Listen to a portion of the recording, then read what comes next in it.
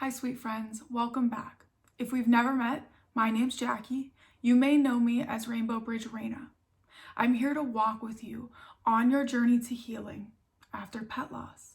Today, we're talking about what it looks like to care for ourselves on those days when we wake up and our grief is heavy, our emotions are high, and our energy is low. When the thought of walking out of our home and facing other people seems too overwhelming.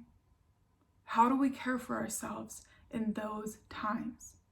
When you find that you're having one of these days where the waves of grief are pulling you under and will not let up, the first thing you need to do is give yourself permission to take the day off, to stay home, to do as little as possible, regardless of when your pet passed away. Your feelings are valid. I know you have responsibilities. I know you have people that are counting on you. I know you feel like you cannot take this day off. But if not now, when? If you don't allow yourself to take this day, what loss is significant enough for you to make your mental health a priority? Immediately deciding that you are going to take the day off. Giving yourself that permission quickly saves you from the emotional turmoil of flipping between I need to go do these things and I cannot face the world today. Next, we're not going to worry about what other people think about this decision. There are going to be people, a lot of people, that don't understand why it's taking you so long to move through the grief of losing your pet. We don't need their permission or their validation. You, as an adult, have the power to take the day off. You don't need anybody to give that to you. Your mental health matters. If there is something that you absolutely cannot put off, you cannot miss, then go do that one thing and promise yourself that you will come back and take the rest of the day to yourself. Next, you know that article of clothing that you cannot wait to put on after a long day out in the world? You're gonna go put that thing on. You've decided you're not going anywhere today. Go put on the cozy socks, the comfy outfit, the t-shirt that is worn in. I want you to look at these things as you taking care of yourself, of you nurturing yourself.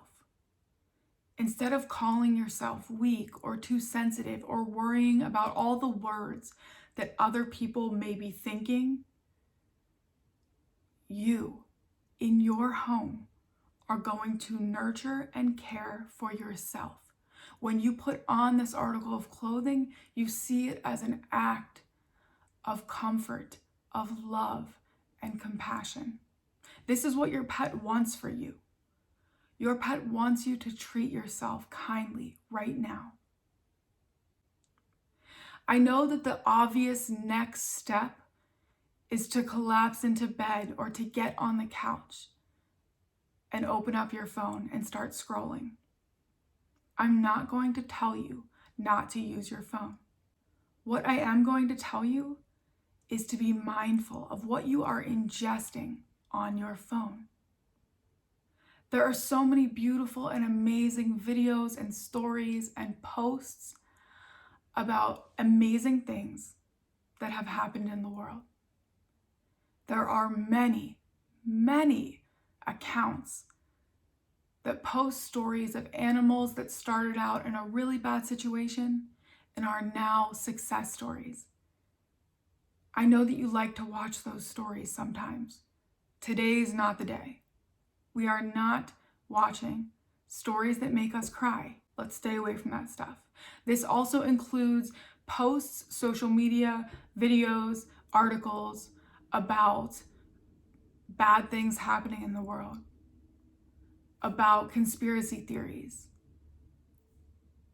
When you notice that a friend is posting something about their troubles or posting about their anxiety, you're scrolling. You're just flipping through. It doesn't mean you don't care. It doesn't mean you don't love that person or this story.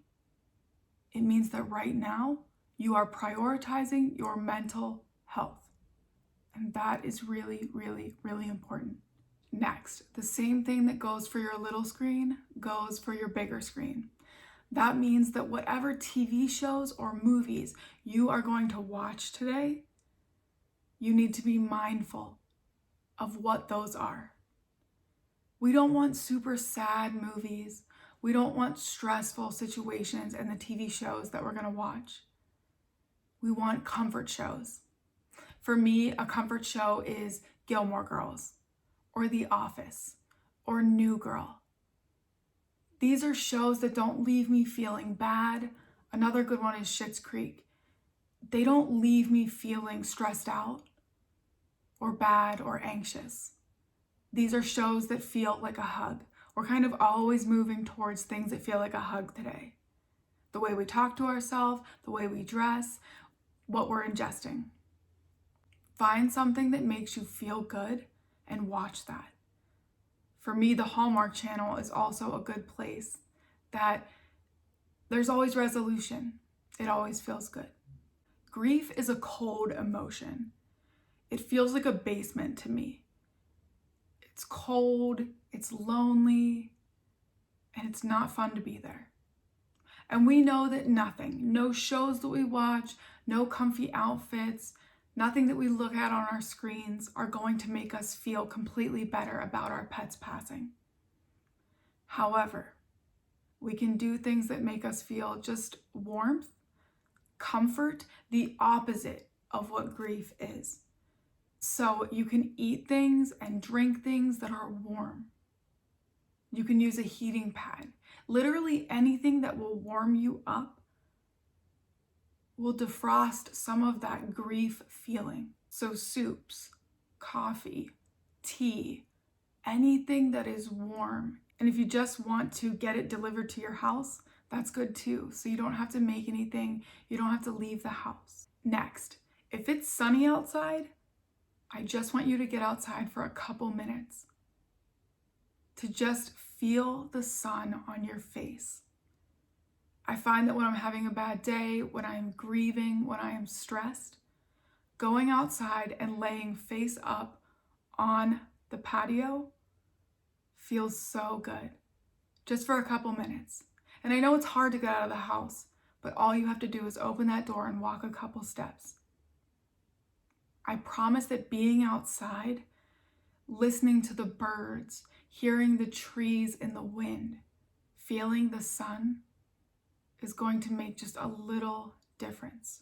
If your mind is racing, you feel like there's a lot of thoughts in there, you feel like you are going over possibly your pet's passing, their last moments, thinking about what you feel guilty for. You know how those thoughts seem to kind of spiral and go around and just bring us down with every thought. Those things we want to get out. We want to pour those out of our brain. So get out a piece of paper, get out a journal. I know it can feel like you don't want to write down all your thoughts, but we're going to do that. Just write it. It doesn't have to be legible. It doesn't have to make sense. Just write. Pour out all your thoughts, no matter what they are. No one is going to see this. If it feels good, you can write a letter to your pet or an email on your phone or your computer, telling them all the things that you wish you could have said, anything you feel guilty for, anything you're worried about, or just to tell them that you love them so much and you miss them. Above all, no matter what, if you don't do any of these things that I have mentioned previously in this video, I want you to talk to yourself kindly. Remember, all of these things that you're doing, you are caring for yourself. You are loving yourself. You are showing compassion to yourself. Your pet wants that for you. You have given so much to your pet when they were here on earth. You gave them love and time and money and compassion. When they were hurting, you were there. When they needed to be calmed down or to be hugged or to just know you were close, you were there. Your angel pet is with you now, and they deeply want for you to be good to yourself, for you to be kind to yourself, for you to turn some of that love and attention, compassion, and even finances towards yourself. The waves of grief will not always be this heavy. Today, I want you to take care of yourself. You deserve this.